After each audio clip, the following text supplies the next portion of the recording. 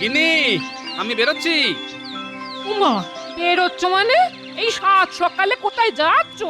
রাজকাজে যাচ্ছি গো, রাজকাজে। তাই সাত সকালে কি রাজকাজ আছে শুনি? মহারাজের সঙ্গে প্রাতঃভ্রমণ। এতদিন পর মহারাজ একটা কাজের মতো কাজ করেছেন। আচ্ছা এসো, হ্যাঁ।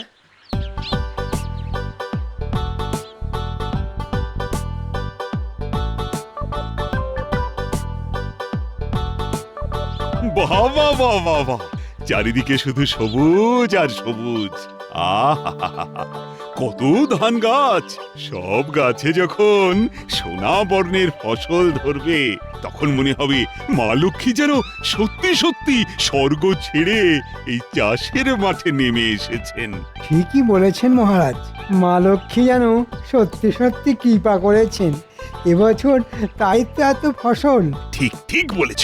তবে আমিও চাষিদের পেছনে একেবারে জোঁকের মতো পড়ে আছি, যাতে প্রচুর চাষ হয়। দেখেছ, যেই সুযোগ পেয়েছে অমনি নিজের ঢাক নিজেই পেটাতে শুরু করে দিয়েছে। আরে এই জমিটা এমন নেড়া হয়ে আছে কেন?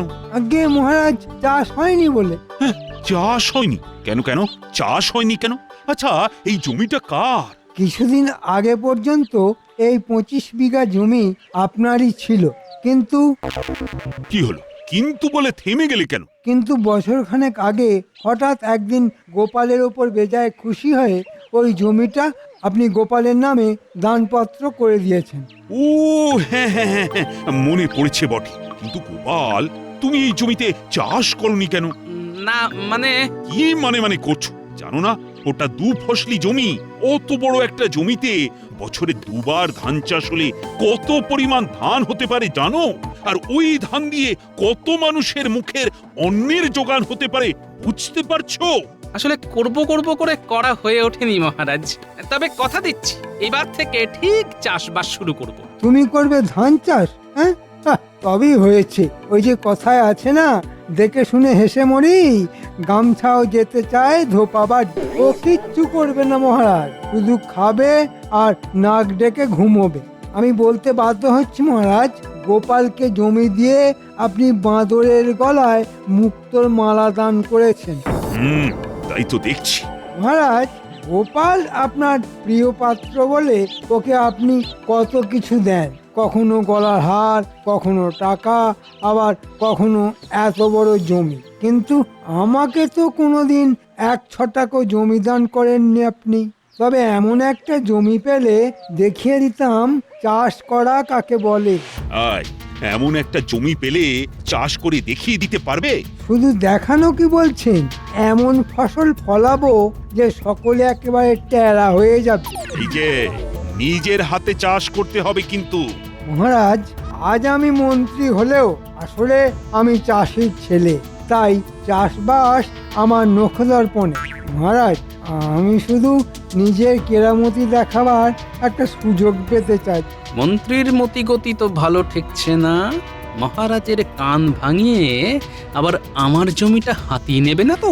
কি মহারাজ, সুযোগ দেবেন? ঠিক আছে, তাই হবে। গোপাল যখন জমি পাওয়ার পরেও এখনো চাষবাস করে উঠতে পারেনি, তখন এই জমি আপাতত তোমাকেই আমি দিলাম। নিজের হাতে ভালো চাষ করে দেখাতে পারলে পাকাপাকি ভাবে এই জমির মালিক হবে তুমি। মহারাজ, না গোপাল, না। এখন আমার মনে হচ্ছে আমি বুঝি সত্যি সত্যি বাঁদরের গলায় মুক্তোর মালা দান করেছিলাম।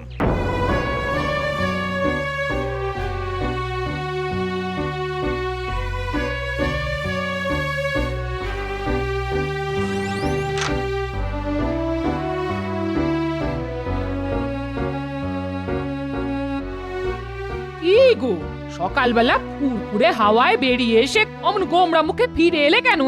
সবই কপাল গো গিন্নি, সবই আমার কপাল। মানে কপালের আবার কি দোষ করলো? কপালের দোষ নয়, না হলে আমার ওই 25 বিঘে জমিটা মহারাজ তুম করে কেড়ে নিয়ে মন্ত্রী মশাইকে দিয়ে দেবেন কেন? বুঝতে পেরেছি। জমিটা পাওয়ার পর থেকে তুমি তো একদিনের জন্যও চাষবাস করনি, তাই হয়তো মহারাজ রেগে গিয়ে মন্ত্রী মশাইকে দিয়ে দিয়েছেন না? হ্যাঁ, মানছি আমি চাষবাস করিনি, কিন্তু তাই বলে মন্ত্রী মশাইকে দিয়ে দেবেন? তা না দিয়ে কি করবেন? কতদিন বলেছি ওগো, নিজে না পারো অন্যকে দিয়ে ভাগ করে চাষ করাও। তা না, শুধু খাবে আর ঘুমোবে। ওই ওই যে কথাই আছে না, যে ঘুমিয়ে থাকে তার কপালও ঘুমিয়ে থাকে। এখন বোঝো ঠেলা যত সব।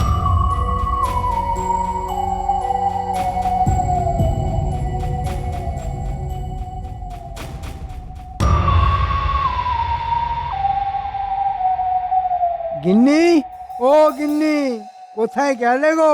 হারিয়ে যায়নি গো। তুমি আবার হারিয়ে যাবে কেন? আমার কাছ থেকে হারিয়ে যাওয়া কি অতই সোজা নাকি?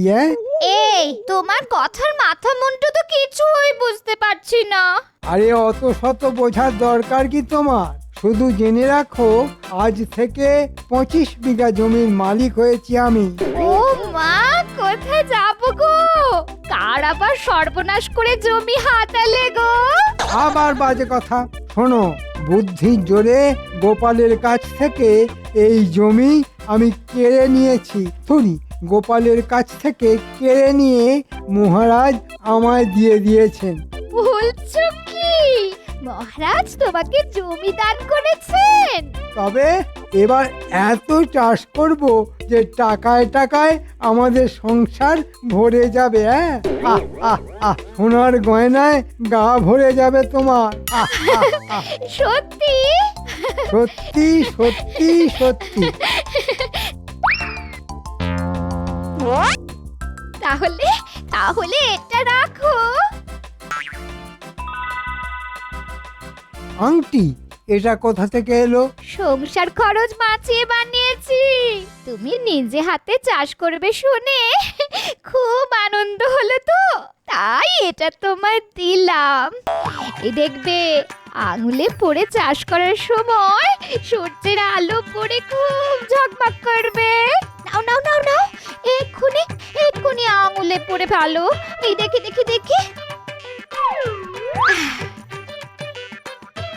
ঠিক আছে, আমি তাহলে চট করে তোমার জন্য জল খাবারের ব্যবস্থা করি।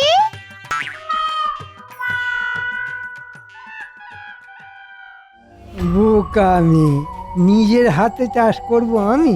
ছ্যা, হাতে মাটি লেগে যাবে না? আমি চাষ করব কোদাল আর লাঙলের জোরে নয়, আমি চাষ করব বুদ্ধির জোরে। আহ আহ আহ, যাই, গিন্নির জল খাবার বানানোর ফাঁকে একবার চট করে ঘুরে আসি।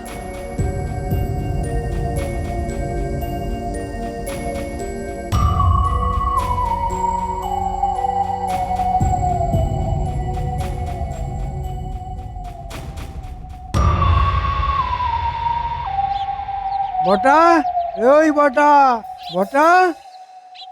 হ্যাঁ রে বাবা, রে বাবা, মন্ত্রী মশাই যে তাই এই সকালবেলায় আমার বাড়ি কি মনে করে মন্ত্রী মশাই? কথা আছে। আপনার কথা মানেই তো বিনি পয়সায় খাটিয়ে নেবার ধান্দা। আগে তো কথাটা শোন, তারপর না হয় পয়সা কড়ির কথা হবে। বলুন শুনি, কি কথা?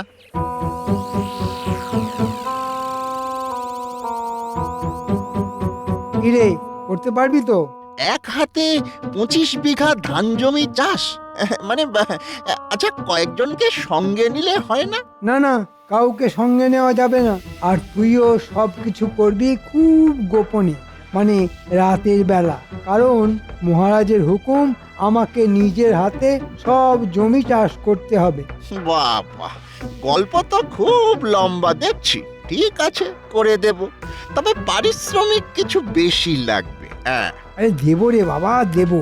কাজ মিটে গেলে যা চাইবি তাই দেব। তা বললে চলবে না মন্ত্রী মশাই। ভালো মতো অগ্রিম না পেলে তো কাজে হাত দিতে পারবো না। কিন্তু এখন যে সঙ্গে কিছু নেই। তাহলে যেদিন সঙ্গে থাকবে সেদিন না হয় কাজ শুরু করব। বড্ড জেদি তুই। ঠিক আছে, এখন অগ্রিম হিসেবে এই সোনার আংটিটা রাখ। কাজ শেষ হয়ে গেলে সব টাকা মিটিয়ে দেব, আর তখন এই আংটিটা ফিরিয়ে নিয়ে যাব। বাবা বাবা, কি সুন্দর আংটি! এবার চটপট করে কাজটা সেরে ফেলবি, আমি চলি রে। সোনার আংটির লোভে কাজটা তো নিয়ে নিলাম, কিন্তু চাষের কাজ তো কোনোদিন করিনি।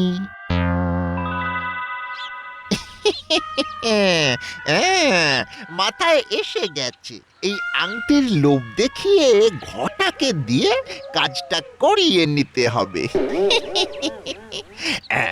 তাহলে যাই যাই, একবার ঘটার বাড়ি যাই। হ্যাঁ,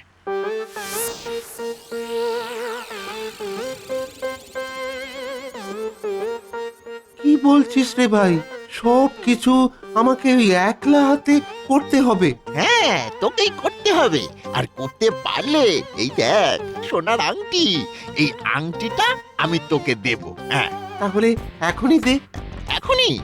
আচ্ছা আচ্ছা, ঠিক আছে, এই নে, এই নে।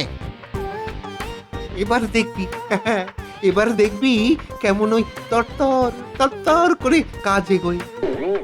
তুই তো জানিস না, কাজ হয়ে যাবার পর মন্ত্রী মশাই তোর আঙ্গুল থেকে এই আংটি খুলে নেবে।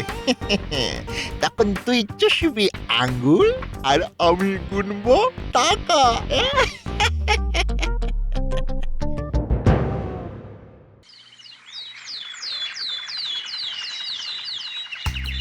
মন্ত্রী কিভাবে নিজের হাতে জমি চাষ করছে সেটা আমাকেও নিজের চোখে দেখতে হবে।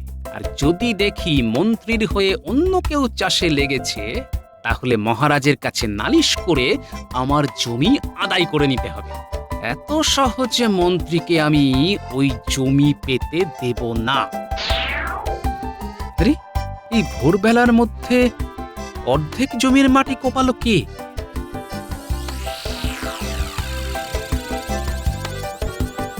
তাহলে কি রাতের বেলা মন্ত্রীমশাই অন্য কাউকে দিয়ে জমির মাটি কুপিয়ে নিয়েছে? না, কাল আরো ভোরে এসে ওত পেতে বসে থাকতে হবে।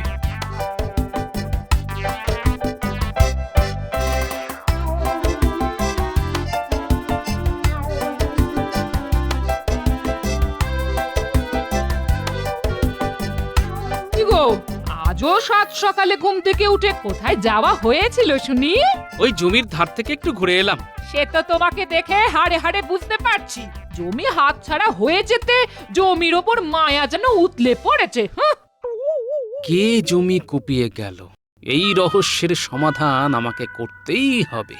আর সমাধান করতে পারলেই ওই জমির মালিক হব আমি। আজ রাতে ওই জমির ধারে যেতে হবে।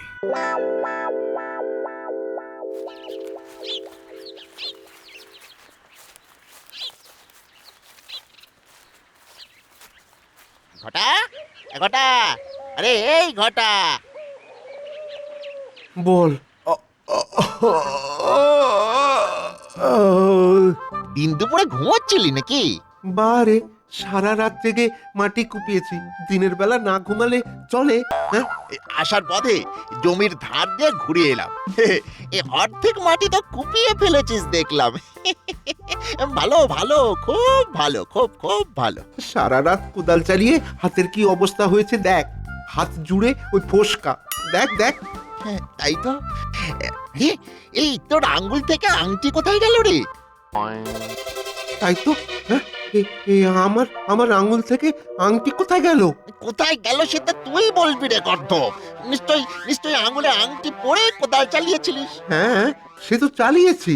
ব্যাস, তাহলে তো যা সর্বনাশ হওয়ার হয়ে গেছে। মানে? মানে মানে কোদাল চালানোর সময় আঙ্গুল থেকে আংটি খুলে টুপ করে জমিতে পড়ে গেছে। তাহলে কি হবে? কি আর হবে, আংটি না পেলে মন্ত্রী মশাই যে আমার মুন্ডু কচকচ করে চিবিয়ে খাবে রে হতভাগা। হায় হায় হায় রে, কি সর্বনাশ করলি রে তুই, কি সর্বনাশ করলি। তাহলে চল এক্ষুনি গিয়ে খুঁজে আনি। খেপেছিস? এখন এই জমিতে গেলে কেউ যদি আমাদেরকে দেখে ফেলে, তাহলে তো সকলে জেনে যাবে যে মন্ত্রী মশাইয়ের বদলে আমরাই ওই জমি চাষ করছি। তখন তো আরেক কেলেঙ্কারি হবে। তাহলে কি করবি? রাতের অন্ধকারে গিয়ে খুঁজতে হবে, বুঝলি?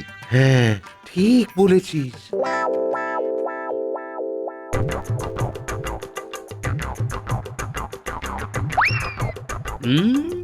যা ভেবেছিলাম তাই। চাতুরি করে মন্ত্রীমশাই বটা ঘটাকে দিয়ে জমি চাষ করাচ্ছে, কিন্তু জমি চাষের কোনো লক্ষণ তো দেখতে পাচ্ছি না। উল্টে দুজনেই কি যেন খুঁজছে মনে হচ্ছে। দূর তো দূর, এত খুঁজেও তো আংটির হদিশ পেলাম না। তাহলে তাহলে কি হবে? মুখ পোড়া, আংটি পরে তোকে কোড়াল চালাতে কে বলেছিল? কে বলেছিল তোকে? ওরে আমার খুব ভুল হয়ে গেছে রে, খুব ভুল হয়ে গেছে। তুই তো ভুল হয়ে গেছে বললেই খালাস। ওরে মন্ত্রী মশাই তো আর জানে না আমি আমার বদলে তোকে দিয়ে কাজটা করাচ্ছিলাম। এখন জানতে পারলে আমাকে তো কচু কাটা করে ছাড়বে। আহ, এখন সবটা জলের মতো পরিষ্কার হয়ে গেল আমার কাছে। ঠিক আছে, কাল এসে আংটিটা খুঁজতে হবে।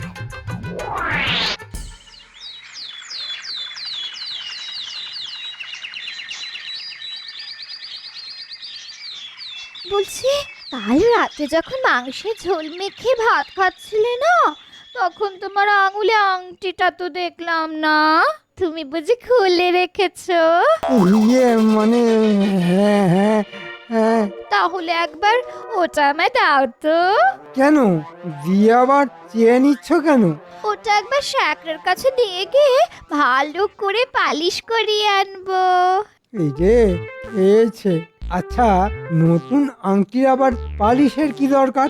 দরকার আছে বই কি, শ্যাকরা বলেছিল ওদিন পরার পর পালিশ করিয়ে নিলে জেলা আরো খুলবে। এই দাও দাও দাও, ওটা আমি শ্যাকরার কাছে নিয়ে যাব। কি হলো, দাও। এখন কি করে বলি যে ওটা আমি বটাকে দিয়ে দিয়েছি? কি গো, চুপ করে আছো কেন? দাও, না হলে এই বলছি আমি কিন্তু কেঁদে কেটে অনর্থ বাঁধাবো।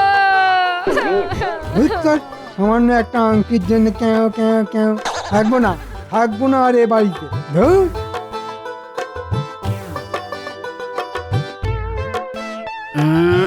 দেখি দেখি, আংটিটা একবার খুঁজে পেলে মন্ত্রীকে বুঝিয়ে দেব মহারাজকে ভুজুং দিয়ে আমার জমি কেড়ে নেওয়ার ফল। আরে কি একটা চকচক করছে না, দেখি তো একবার, দেখি দেখি দেখি। আহ, এটা তো একটা আংটি। এটাই তাহলে কাল রাতে বটা ঘটা খুঁজে মরছিল। রাতের অন্ধকারে ওরা খুঁজে না পেলেও দিনের আলোয় আমি এটা ঠিক খুঁজে পেয়েছি। মন্ত্রী মশাই, এবার দেখবে আমার খেল।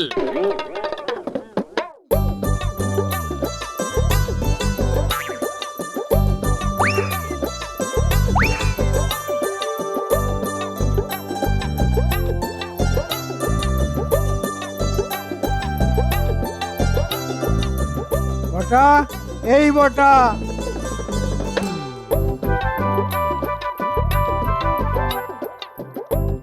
মন্ত্রী মশাই আবার আংটি নিতে এলো না তো? হ্যাঁ বলুন। আংটিটা দে। এই রে খেয়েছে, যা ভেবেছিলাম তাই হলো। আহ, আগে আগে আংটি নেই, নেই মানে? হারিয়ে গেছে। হারিয়ে গেছে মানে? কি করে হারালো? আমি হারাইনি, ঘটা ঘটা হারিয়ে ফেলেছে। ঘটা হারিয়ে ফেলেছে? ঘটার কাছে এই আংটি গেল কি করে? মানে ইয়ে হয়েছে আর কি মন্ত্রী মশাই, ওই আপনি যে কাজটা আমাকে দিয়েছিলেন আমি আবার সেই কাজটা ওই আংটির লোভ দেখিয়ে ঘটার ঘাড়ে চাপিয়ে দিয়েছিলাম। ঘটা সেটা হারিয়ে ফেললে আমি কি করব? ওকে ছাড়া ওকে পাকামি করে ঘটাকে দিতে কে বলেছিল? হ্যাঁ ওরে, এই আংটি ফিরে না পেলে আমার বউ যে আমাকে শেষ করে ফেলবে। ওকে ছাড়া ওরাংওটাং, তোকে খুন করে ফেলবো আমি।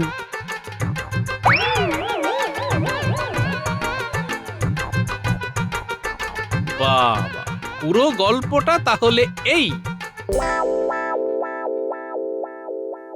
কি হে মন্ত্রী, 25 বিঘা জমি তো পেলে, তা সেই জমিতে চাষের কাজ কেমন এগোচ্ছে? ভালোই শুরু করেছিলাম মহারাজ। প্রথম দিনেই তো অর্ধেক জমি কুপিয়ে ফেলেছিলাম, আচ্ছা, কিন্তু তারপর থেকে আর কাজ এগোয়নি মহারাজ। কেন কেন কেন? সবই আমার কপাল মহারাজ। আপনার বৌমা আমাকে একটা সোনার আংটি উপহার দিয়েছিল, কিন্তু বলবো কি মহারাজ, সেই আংটিটা আমি হারিয়ে ফেলেছি। আর সেই আংটি নিয়ে সংসারে কি অশান্তি, কি অশান্তি বলুন। ঘরে এত অশান্তি নিয়ে কি আর চাষের কাজ করা যায়? তা এসব কথা আগে বলনি কেন সেনাপতি? বলুন মহারাজ। লোক লস্কর লাগিয়ে যেখান থেকে পারো মন্ত্রীর আংটি খুঁজে এনে দাও।